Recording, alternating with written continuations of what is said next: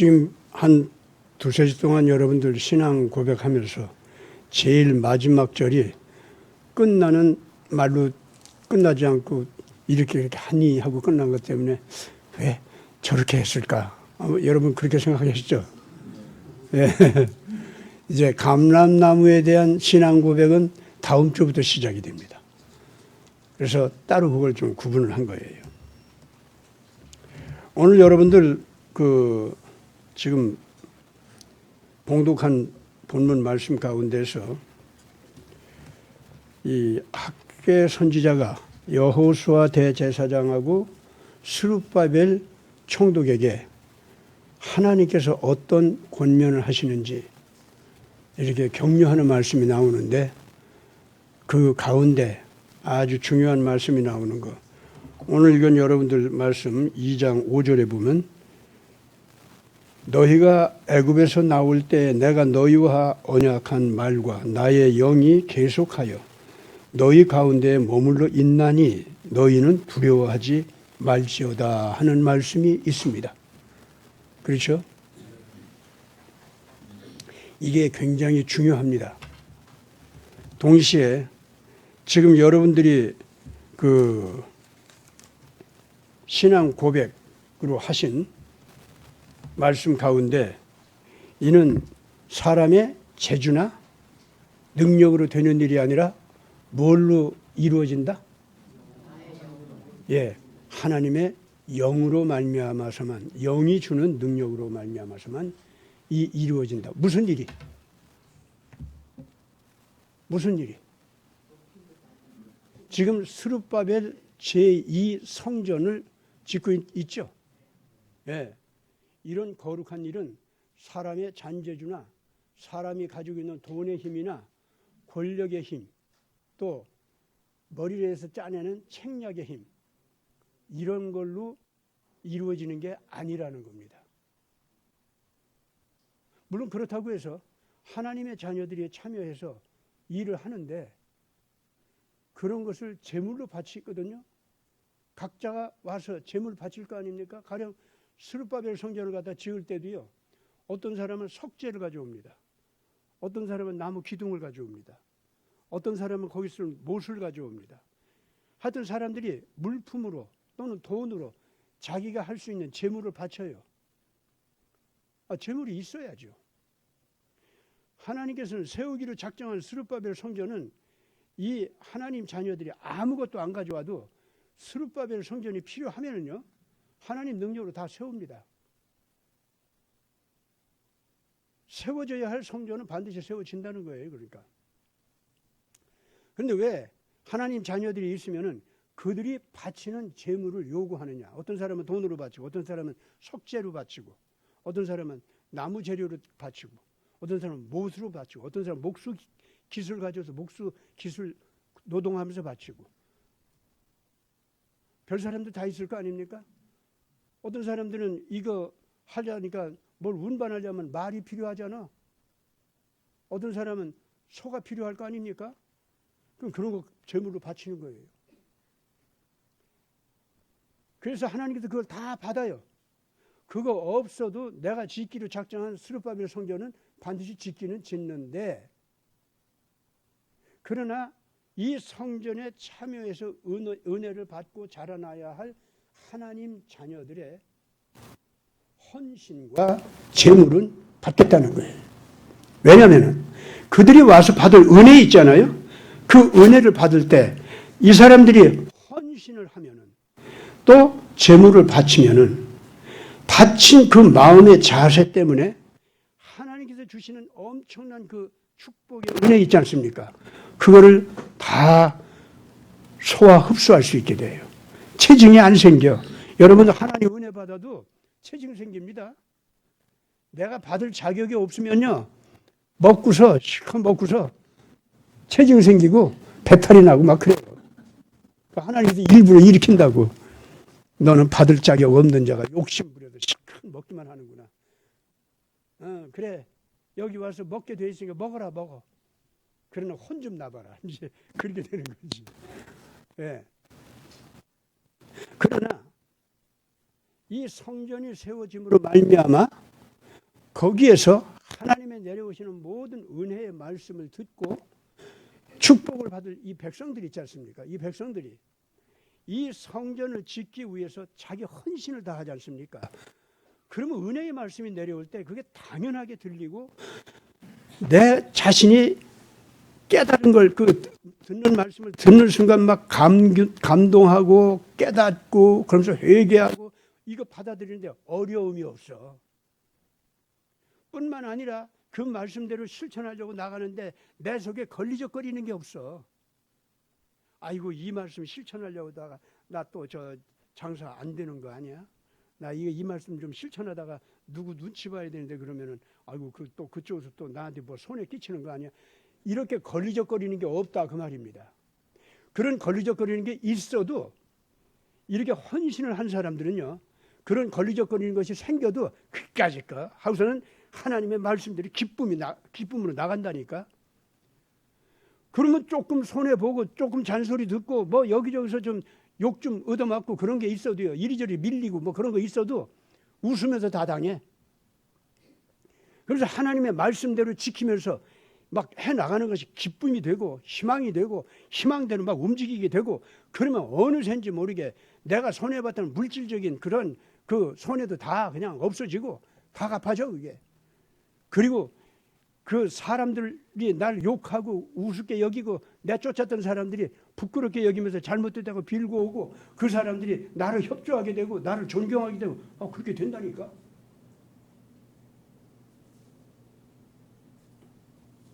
정말 그럴까요? 하고 여러분들 바라보는 거 아니겠지? 네. 해봐 한번. 얼마나 좋은가.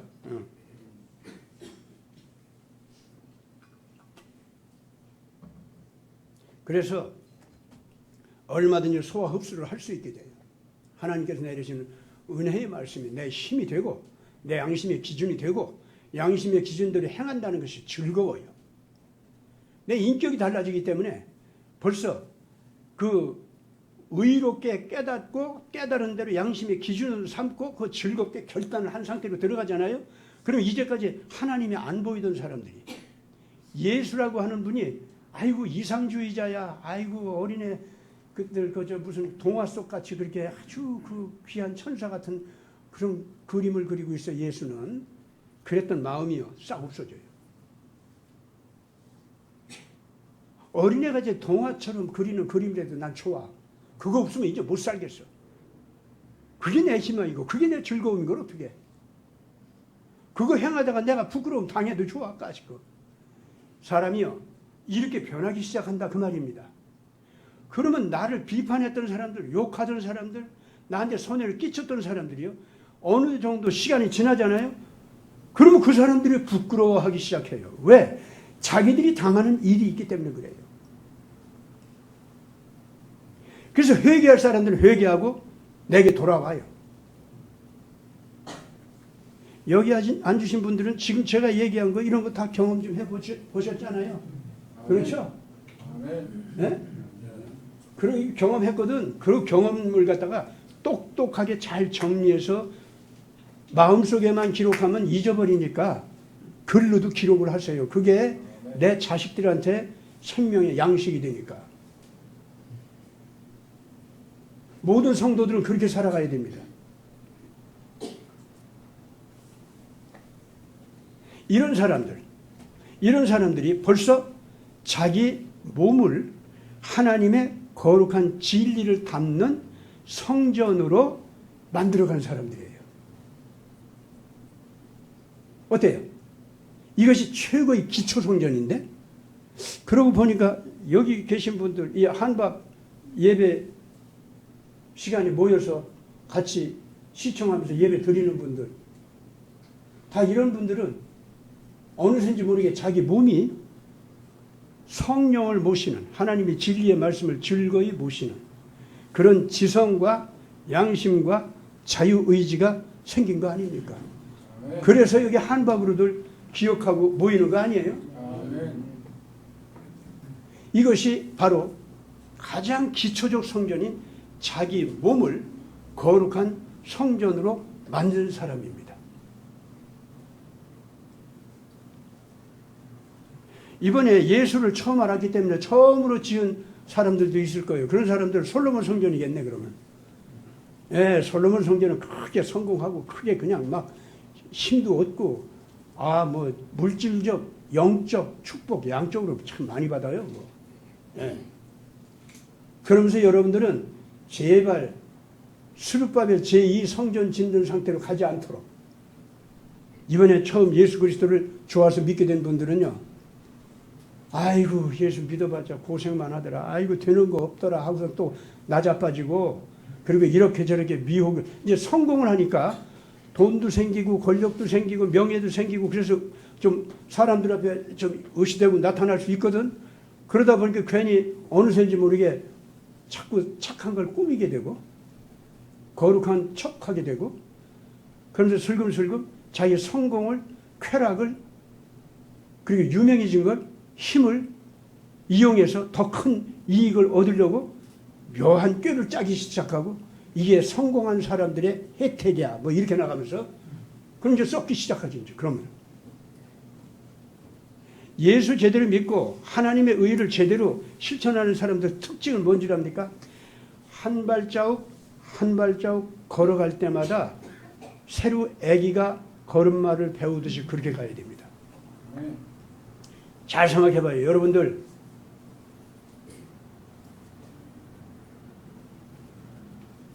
지상에서 걷는 사람들은 누구나 다 한 걸음 한 걸음 땅을 밟고 앞으로 나가고 땅을 밟고 앞으로 나가고 그러고 있죠. 예? 한 걸음 디디니까 공중으로 또 올랐습니까?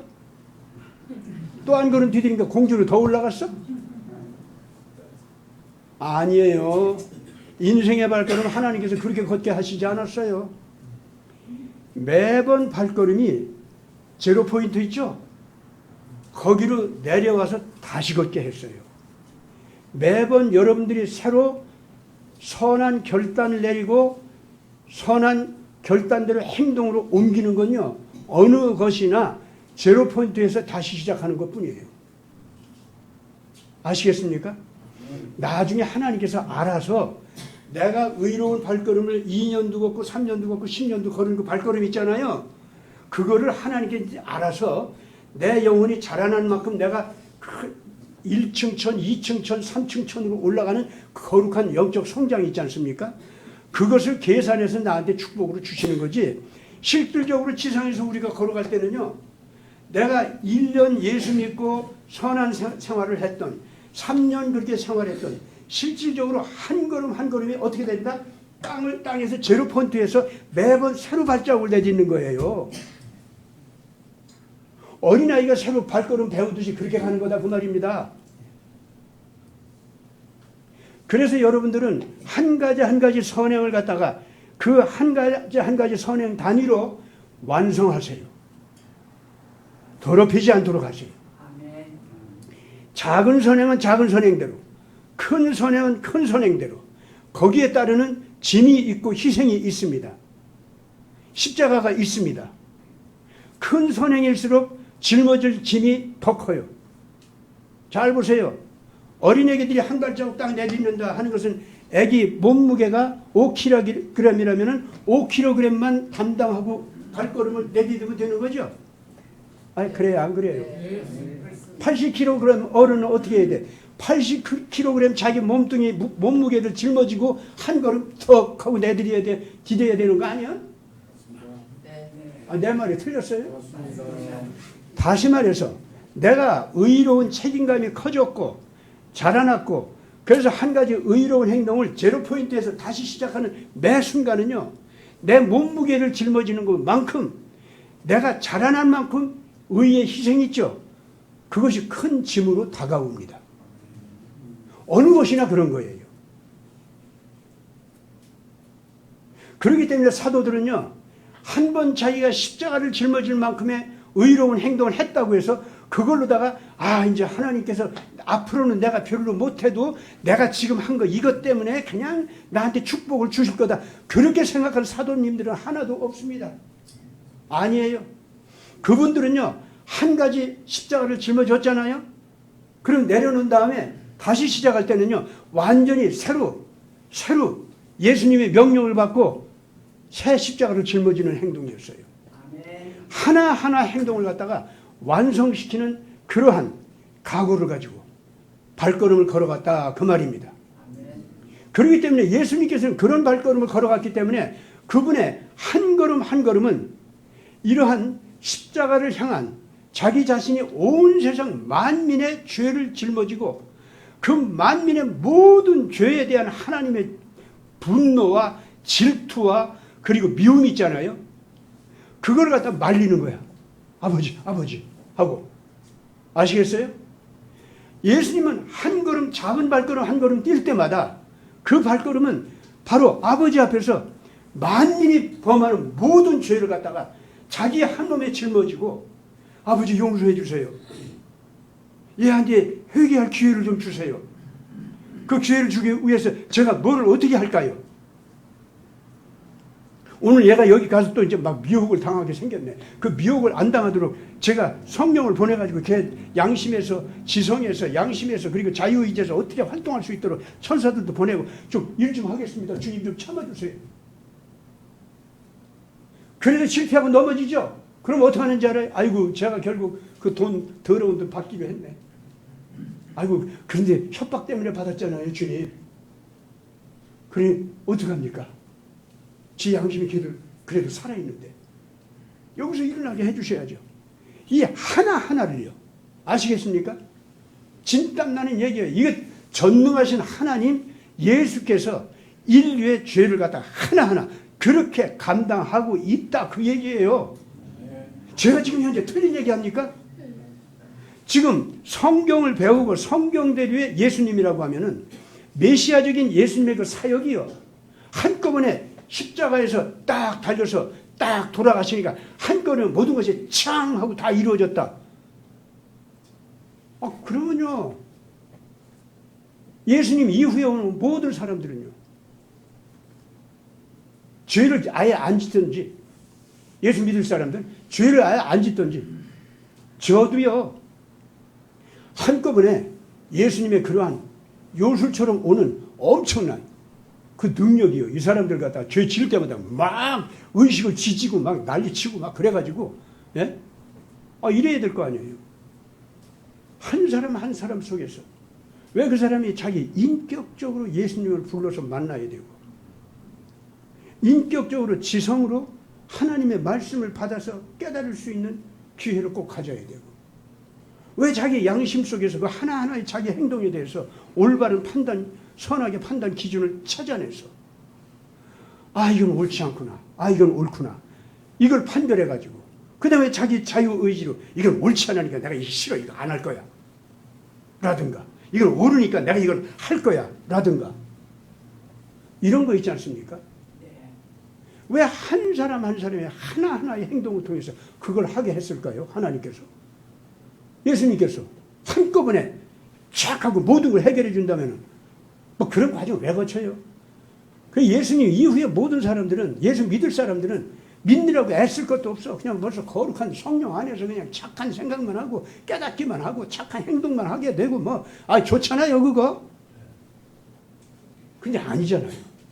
모두가 다 예수님의 그런 은혜로운 희생을 갖다가 듣게 되고 그 부활을 듣게 되고 그걸 통해서 삶에 대한 새로운 기대감이 생기고 그 따라가지 않고서 막 견딜 수 없는 마음이 생기면서 그러다 보니까 내 속에 있는 더럽고 지저분한 생각, 욕망, 그리고 사상, 이념 이런 것들이 막 이제 막 귀신처럼 내 속에서 나를 갖다 미혹하는 거 이것과 막 싸워야 되고 말이죠.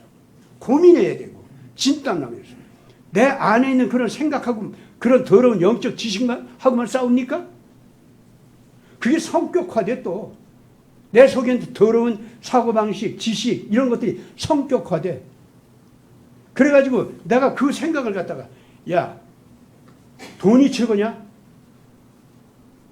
하나님의 말씀이 진짜 최고지 하고 내 생각을 고치려고 그래. 근데 내 성격상으로 돈이 최고야 하는 성격이 굳어있거든 나한테는. 그러면 내 안에서 돈이 최고야 하는 거하고 하나님의 말씀이 최고야 이 둘이 상대적으로 싸워요. 그렇죠? 상대적으로 싸우는데 거기서 말이죠. 어떤 때는 또 타협도 하려고 그래. 아이고, 그 복잡합니다. 그걸요, 여러분들, 성령께서 인도한다는 것은 그 한순간 한순간 하나하나의 판단, 행동 속에서 하나님께서 관여하신다는 거예요? 안 하신다는 거예요? 한다는 거예요, 그게. 그것도 내 인격적인 나와 너 사이의 대화를 통해서. 이제 하나님의 영이, 예수의 영이 어떻게 우리를 찾아서 어떻게 애를 쓰고 있는지 똑똑히 합시다. 그분의 본능으로는 나를 기계처럼 선한 기계가 돼서 착 하게 할 수가 있다니까. 못하는 거 아니에요. 근데 왜 나를 그렇게 끌고 가지 않느냐 말이에요. 왜 반드시 너라고 불러가지고 나와 너 사이에 대화자가 돼서, 그래서 그냥 내 지성으로다가 올바른 걸 깨닫게 하고 양심의 기준으로 삼게 하고, 그래가지고 양심의 기준으로 삼은 걸 갖다가 그대로 순종 안 하면은 내가 죄인이라 그냥 막 괴롭고, 그대로 하면은 나도 양심적으로 했다 기쁨이 생기게 하고, 예? 왜 그런 고민을 일으키는 과정을 왜 복잡하게 거치시느냐고 하나님께서. 여러분들 머릿속에 가슴속에 들어갔다 나온 것 같지? 아니 제발 난 목사님들 설교가 이래야 된다고 봐요. 이렇게 해야 자기 지성, 양심, 자유의지 이걸 정결하게 씻으면서 씻고 나니까 아, 하나님은 계시다. 아, 절대 진리는 존재한다. 야, 내 생명의 미래 영원한 운명을 거기다 맡겨야 내가 사는 것 같이 살지. 이게 내 욕망대로, 내 더러운 사고방식, 더러운 이념대로, 그리고 내가 무서워하는 대로 이렇게 하면 이거 안 되는 거구나. 아시겠어요? 네? 어때요? 이제 이렇게 하니까 진짜 이기적인 그 이해타산을 못 쓰겠네 하는 생각이 들어요, 안 들어요? 들죠? 네. 전에는 이기적인 게 뭐 어때서? 예수 믿어도 다 그랬잖아. 네. 예수 믿는데 그런 수준에 머물러 있으면 아직은 예수님을 제대로 교육받지 못한 거예요. 그건. 아시겠습니까? 네. 모든 이기적인 건 분명히 원죄에 속한 겁니다. 그거는. 자기를 섬기는 거예요. 자기 배를, 자기 탐심을 섬기는 거예요. 정확합니다. 그건 자기가 우상이에요. 자기를 우상을 삼은 사람들이 삼신 할머니한테도 절하고, 지신님한테도 절하고, 공산당 귀신한테도 절하고, 일본 천황상제 신께도 절하고. 아시겠습니까? 자기를 탐욕의 대상으로 삼고 자기를 신으로 삼은 자가 꼭 그러는 거예요. 그게. 천황당 앞에서 이렇게 빌면은요, 그 사람은 몸도 약하고 무식하기도 하고 가난도 하고 그래서 비는 것 같죠?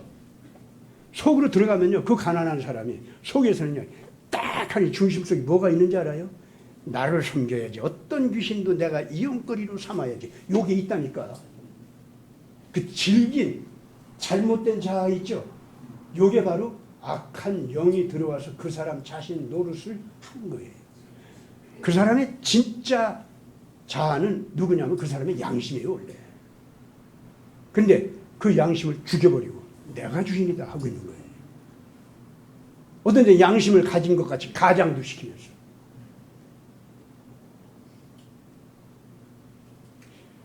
오늘 좀 할 얘기 많은데 이거 또 시간이 많이 지나가네.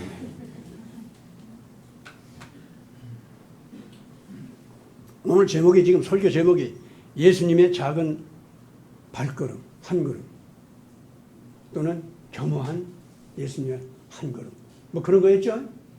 네. 그 예수님의 작은 발걸음 하나, 그러나 겸허하신 발걸음 하나, 그거는 그 작은 발걸음을 통해서 예수님이 자기 완성을 하는 모습을 우리에게 보여주신 거예요. 그러니까 우리가 한 걸음 한 걸음 선행을, 큰 선행이 됐든 작은 선행이 됐든 다 이 악한 세상에서 볼 때는 희생의 짐이 전제되어 있습니다. 그 한 걸음 한 걸음이 한 걸음 한 걸음 걸어갈 때마다 자기 몸무게를 감당해야 돼요, 안 해요?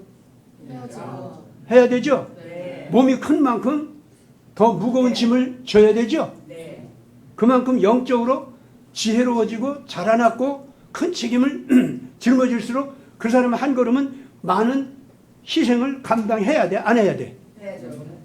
해야 되죠? 네. 그렇다고 그것이 자랑스러울 것도 없지. 네. 어른 80kg짜리가 자기 몸무게 80kg 감당하는데 뭐 그렇게 자랑스러워 그게. 그런데 어린애한테 얘 너는 겨우 5kg도 못 당하고 그냥 쓰러지냐? 아유 바보.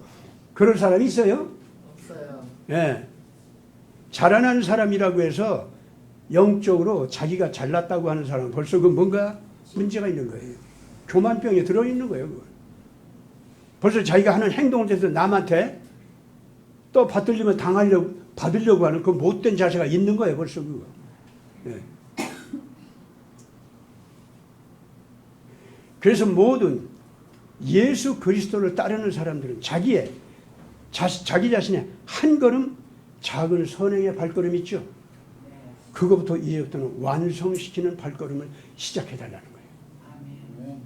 그리고 그걸 내가 선행을 했다는 의식조차 갖지 말으라고 줘.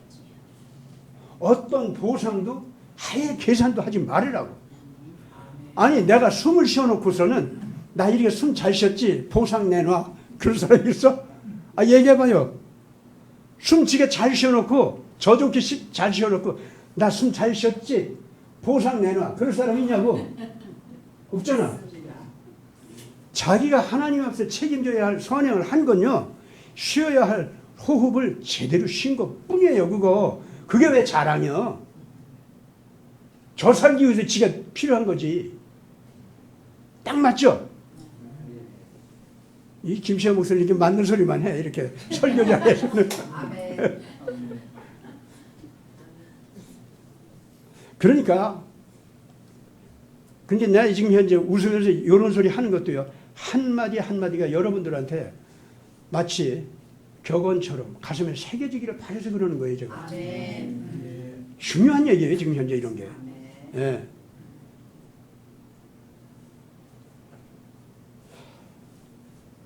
오늘 제가 얘기하려고 했던 게 길고 해야겠네.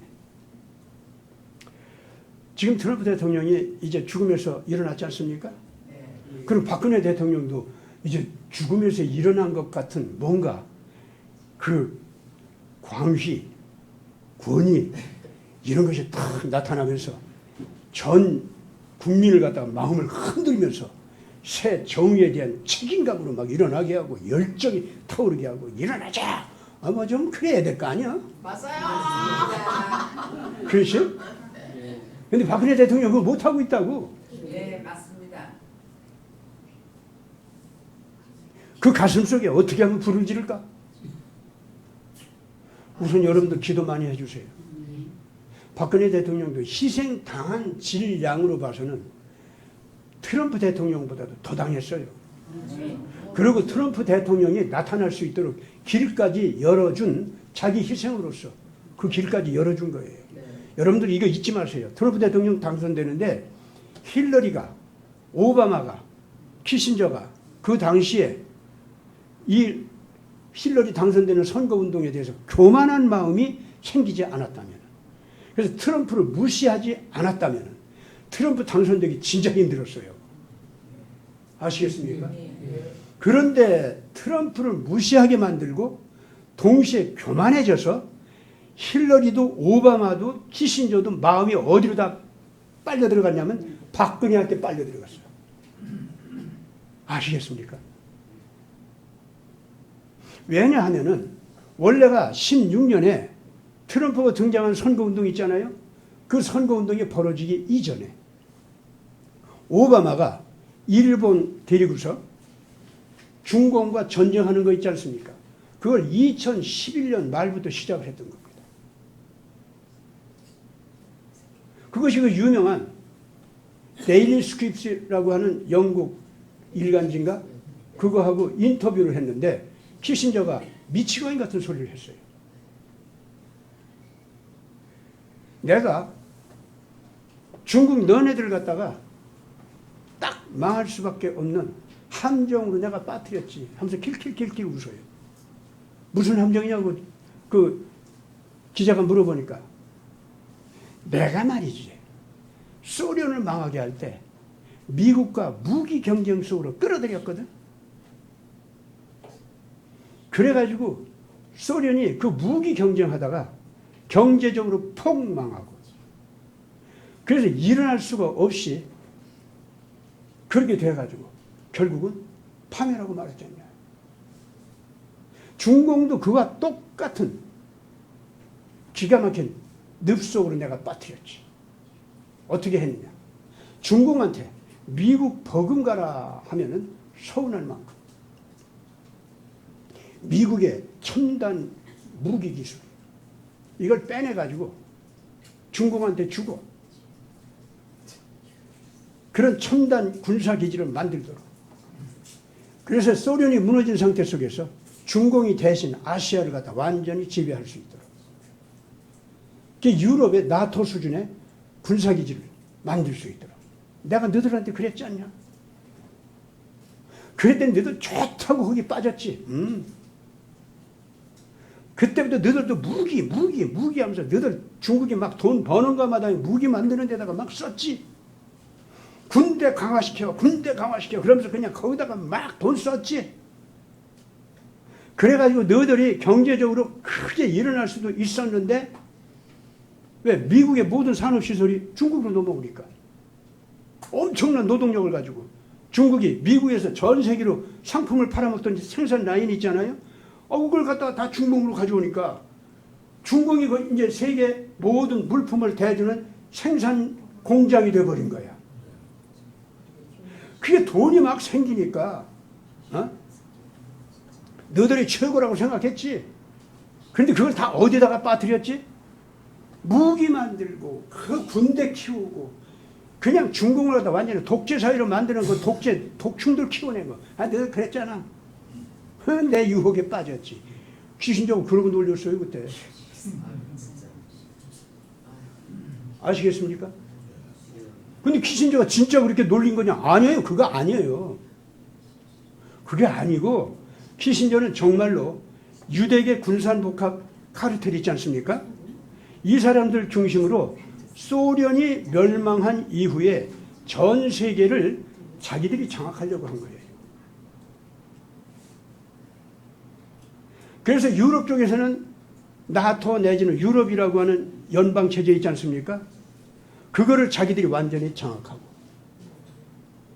그리고 미국에서는 미국을 그런 식으로 확 장악해버려요. 미국도 연방국가 아닙니까? 그렇죠? 여러 나라가 모인 거란 말이야. 그 연방국가, 그걸 갖다가 완전히 그 썩은 정치로 장악해버려요. 아시아가 이제 문제예요. 그 아시아를 일본한테 맡기느냐, 아니면 중국한테 맡기느냐. 인도는 아직 멀었고. 그래서 아시아는 일본한테 맡겼다가는 일본한테 엄청나게 세계 지배력의 3분의 2를 뺏긴다. 왜냐? 일본 애들은 언제나 유대계하고 경쟁적으로 나왔어. 그래서 2차 세계대전 당시에도 유대계의 원수로 행동을 했어요.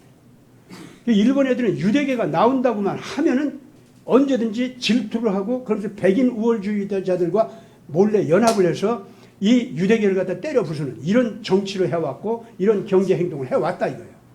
그러니까 일본 너희들한테 내가 주는 척 했지만 너희들한테는 못 줘. 아시아 중공이 가져.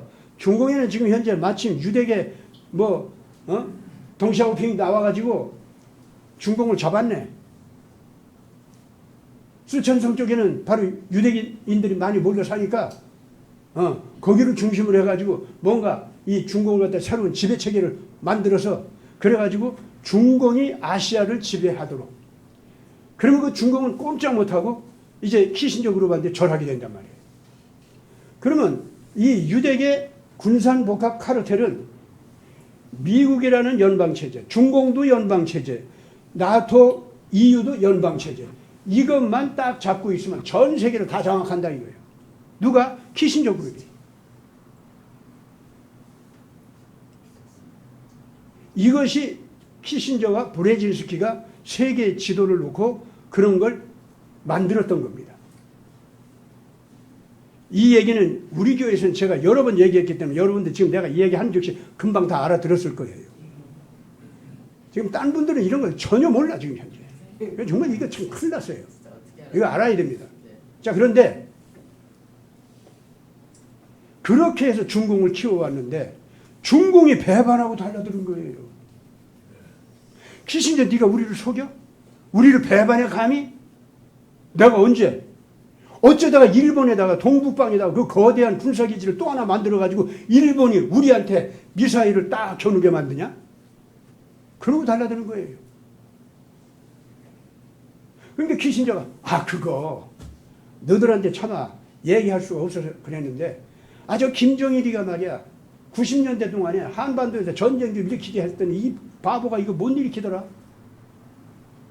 그래가지고 너들한테 미국 이 기술 막 넘겨준 거, 돈 준 거, 또 김정일한테 전쟁 치를 수 있도록 핵무기 슬금슬금 가질 수 있도록 우리가 돈도 주고 기술도 주고 그랬던 거 이게 다 들통나게 된 거예요. 전쟁이 안 나가지고. 전쟁 나가지고 전쟁 때문에 봐라 아시아를 갖다가 딱 그 집단 안보 체제를 갖다가 잘 만들어 가지고 끌어갈 수 있는 세력이 없으니까 한반도에서 또 전쟁이 났구나. 그러니까 아시아를 갖다 이끌어갈 수 있는 집단 안보 체제 그거를 이끌어갈 중국이 맡아달라. 이렇게 중국을 등장시키려고 했다 이거야.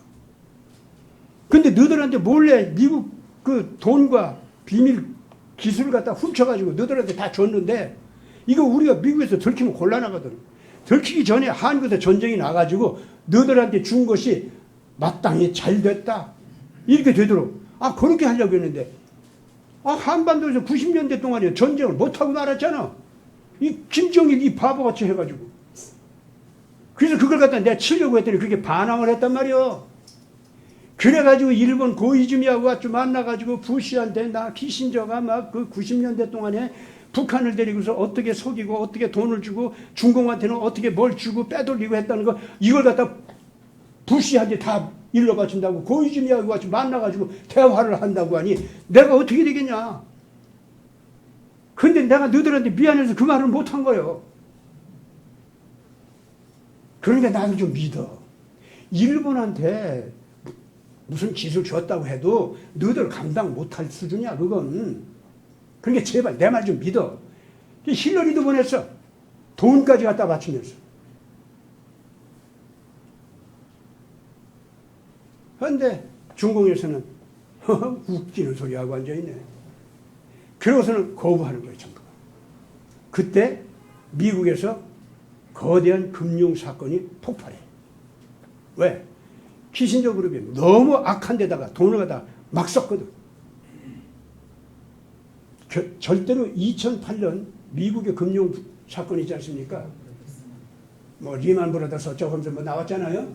그런 건 전부가 뭐냐면은 경제 내적인 원인만 가지고 미국이 그렇게 된 거 아니에요. 경제 외적인 정치 문제, 군사 문제 이런 것이 막 연루돼 가지고 이 지하에서 흐르는 금융이 있잖아요. 이것이 너무 무질서하게 막 함부로 빠져나가고 그랬기 때문에 그 모양이 된 겁니다. 하나 더 얘기하죠. 인도네시아 쓰나미가 터졌죠? 그건 뭐냐면은 전 세계 금융 지배 체제를 유대계 군산복합체가 딱 잡아가지고 세계 경제를 이제는 어디서 생산하면은 그 쓰는 데가 있고 그래서 이걸 갖다 시장을 통해서 잘 나눠 갖는 거 있죠. 이런 걸 실물 경제라고 해요. 이런 식으로다가 수요자가 있기 때문에 거기에 맞춰서 생산하는 자가 있어서 물품을 대준다는 개념이 있잖아요. 그건 정상적 경제체제예요. 그런데 이렇게 해서 힘이 생긴 사람들이 부자들 아닙니까? 이 부자들은 말이죠. 자기 돈 버는 것이 목적이 돼요. 수요자와 생산자 사이에 이 정상적 관계 있지 않습니까? 이거 따라가다가는 돈 욕심을 다 채우지 못해. 그럼 어떻게 하냐면 시장을 통해서 물품 선전을 열심히 해야 되고 또 물품 선전을 하는 동안에 선전 싸움이 벌어지고 경쟁이 벌어져. 그걸 수요하는 사람, 쓰는 사람들 있죠?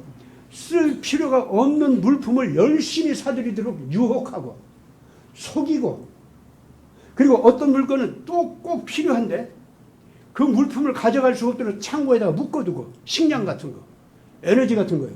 그래가지고 그 식량, 에너지 값을 막 높이는 거예요. 이래가지고 이 부자들이 결과적으로 시장 질서 있잖아요. 시장에서 힘 있는 자가 약한 자를 지배하는 거. 그 법칙에 의해서 세계 경제가 흘러가게 한다. 그게 시장 경제예요. 근데 그걸로도 욕심을 못 쳐. 특히 세계를 다 잡아가지고 지배하려고 하는 인간들은 그거 가지고 안 돼. 그래서 세계 모든 금융의 흐름을 갖다가 모든 경제는 금융에 의해서 지배된다. 그래가지고 금융의 흐름을 장악해라. 그런데 지상의 정상적 흐름만 장악해서는 안 돼. 지하에서는 더 큰 금융이 흐르니까 그것도 다 장악해버려. 그래서 그걸 금융체제라고, 금융경제라고 해요. 그때부터. 그래가지고 인도네시아 쓰나미가 터졌을 때 뭐냐면은 그런 금융경제체제를 만들기 위해서 검은 돈을 세탁시키는 장치 있잖아요. 가장 큰 장치. 그걸 인도네시아에 만들어 놓고 있었어요. 그것이 이 쓰나미 때문에 다 터져나가 버렸어요. 사람도 많이 죽었지만은 동시에 그것이 다 무너져 버렸어요. 그리고 그 금융 경제 체제 속에 전 세계에서 가령 9.11 테러를 일으킨 이 테러리스트들이 있지 않습니까? 이런 식으로 이 악마 같은 세계 지배 체제를 지배하는 자들은 언제나 폭력 조직이 필요해요. 그 폭력 조직은 그냥 폭력 조직으로 있어서는 또 안 돼. 정치적인 정상적 권리도 획득하도록 또 재주를 부려야 돼. 그러자니까 이것이 국가 내부에서는 억지로 군사력이 되게 한다든가 아니면은 국가 외부에서는 거대한 국제적인 용병회사, 국제적인 전쟁 관리 회사, 묘하죠? 예? 근데 그걸 기업화했어요. 그래가지고 실질적으로 용병회사라든가 국제적인 전쟁 관리 회사 또는 쿠데타 관리 회사, 참 기가 막혀. 그런 거 있잖아요? 그런 거를 쓰는 그들이 누구냐면 전부가 금융왕들이야, 그게. 그 회사 운영자들이 다 그 금융왕들이고 그 회사마다 미국에 가지고 있는 그 첨단 무기 기술이 있죠? 또 그런 무기, 그런 것들도 가지고 있어, 그 회사마다. 그래가지고 세계 정치를 지배해요, 얘네들이. 검은 금융의 힘에다가, 무기의 힘에다가, 실제로 테러를 가지고 막 좌지우지하는 정치 흐름이 생기지. 그렇게 되다 보니까 드디어 세계는 이 악마 같은 자들에 의해서 마음대로 지배가 되는 이런 체제가 되고 말았다, 그 말입니다. 이런 것들이 나타날 때를 성경에서는 계시록 17장에 대음녀를 자기 등에 태우고 있는 7머리 달린 거대한 적그리스도의 짐승이다, 이렇게 얘기한 거예요. 10뿔을 가졌다고 했어요. 10뿔을 가진 것이 뭐냐면 지금 제가 얘기한 금융경제 체제로다가 세계의 그 금융, 에너지, 또 뭐 식량, 그리고 교통, 정보, 엔터테인먼트, 하여튼 이런 종류 한 10가지 세계를 지배할 수 있는 힘이 있잖아요. 이걸 얘들이 다 독차지하는 거예요. 그것이 10개의 뿔이에요, 그게. 근데 그것이요, 분명히 유대계 중심으로 그것이 일어난다고 성경에는 정확하게 나와요. 그리고 그렇게 할 수 있도록 이 악마들한테 힘을 몰아주는 자가 누구냐? 타락한 기독교 제국주의자들이 그 짓을 한다, 그 말이에요. 아시겠습니까? 제국주의라는 게 원래 도둑질이고 강도질이거든. 그렇기 때문에 겉으로는 거룩한 척 꾸미고 나 예수쟁이다, 예수가 시켜서 이 거룩한 정의를 실천한다, 겉으로 그러면서 속으로는 온갖 악한 짓을 다 하거든. 그러다 보니까 악한 짓을 하는 거 있죠. 거기는 악마가 그 일을 해야 되는 거예요. 그야말로. 그게 프리메이슨이고 일루미나티예요. 그게 바로. 그리고 그 프리메이슨과 일루미나티는 그래서 국제적인 활동을 안 할 수가 없어요. 얘네들이 지금 내가 얘기한 이런 금융왕들이 됐다, 그 말입니다. 그래서 이 세계는요, 소위 제도적인 제도권의 이 정상적 루트를 통해서 관리가 되고 선출직이 되고 그래가지고 이 국가 통치력을 가지고 있는 그런 사람들이 있을 거 아닙니까? 그건 양성적인 양지에서의 정치 활동이에요. 그렇죠? 근데 이 음성적인 더러운 정치를 하는 것들은 일루미나티, 프리메이슨 이런 것들을 중심으로 하는 금융 정치였고 테러 정치였고 그리고 무시무시한 책략 정치였다 그 말입니다. 그리고 그 비밀로 갈 수밖에 없잖아요. 바로 그 책략 정치와 금융 정치, 그 더러운 정치 전체를 끌어안고 제도권의 미국 정치력 있죠? 그걸 한꺼번에 끌어안고 활동을 한 사람 중에 하나가 바로 키신저였고 브레진스키였다 그 말이에요. 이제 좀 이 세계 정치 구조 그거 좀 이해 갑니까? 예. 그렇기 때문에 이런 자들은 오늘 우리 시대에 지금 드디어 심판받는 과정으로 들어가 버렸어요. 왜? 이 악한 자들과 생명을 내걸고 투쟁하겠다고 하는 지도력이 미국에 처음에는 마르틴 루터 킹 같은 지도력으로 나타났어요. 그랬다가 테러를 당해서 죽었습니다. 그렇죠?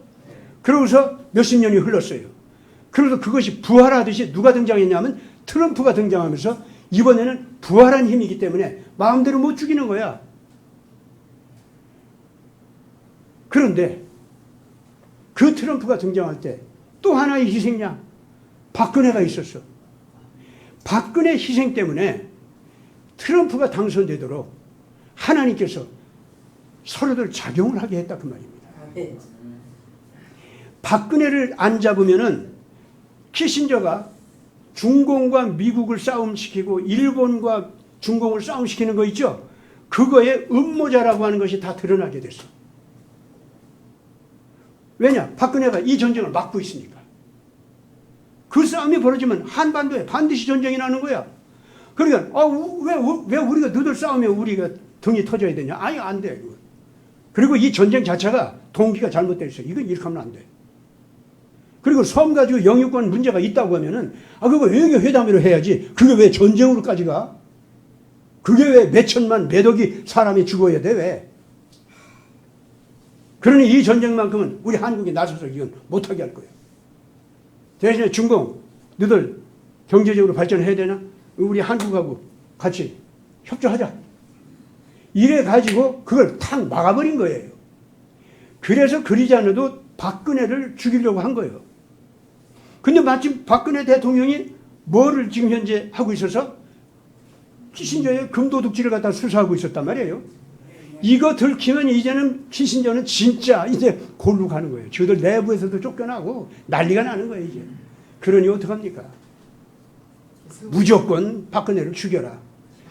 그러니까 억지로 그걸 죽이자는 게 세월호 사건을 꾸며서 만든 거고, 그리고 그걸 기회로 해서 시진핑이 그냥 이 박근혜를 갖다가 몰아치기 위해서 6만 명이나 되는 그냥 그 공산당원들을 갖다가 보내고, 예? 그게 촛불 시위하게 하고. 일본 쪽에서도 또 왔죠? 예. 그래가지고 한국에서 박근혜 내몰기 운동을 먼저 하면서 시진핑이 너 그거 말만 들으면 전쟁 안 할게. 시진핑은 너무 좋아가지고 아이고 할아버지 감사합니다. 우선 그 말을 들은 거예요.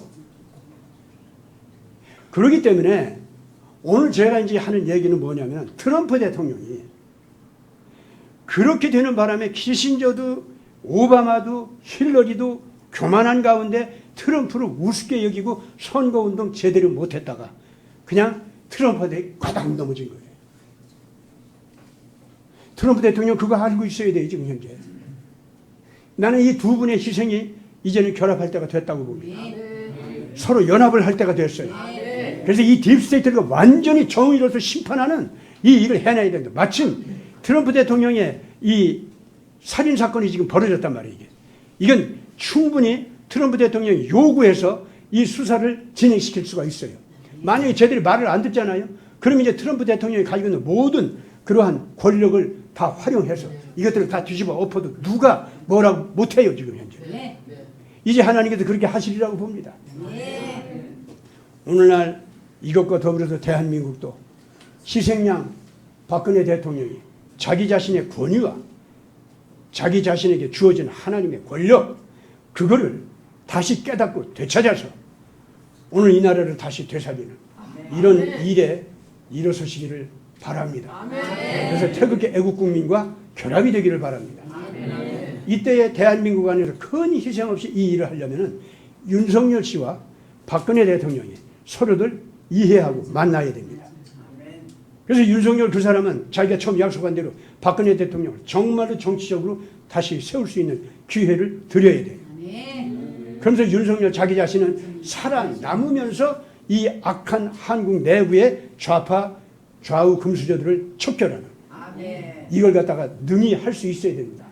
그럼 뭐 트럼프의 척결 부대가 와가지고 깨끗하게 정리가 되는 거예요. 네.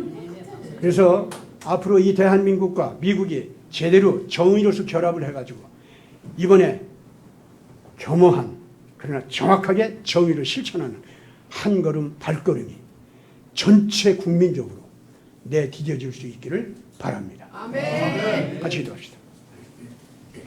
걸어가신 아버지 하나님, 예수님의 겸허하시지만은 당당한 그 의의 발걸음 한 걸음을 오늘 대한민국도 내딛게 하여 주옵소서.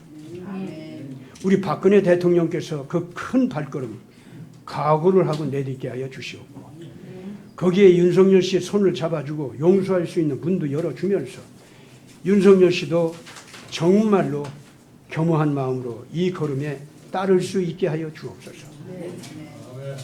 그렇게 해서 미국의 큰 발걸음과 결합이 돼서 온 세계에 새 희망을 심어주는 발걸음이 나타나게 해주시기 바랍니다. 우리 구주 예수 그리스도 이름으로 간절히 기도드리옵나이다. 아멘.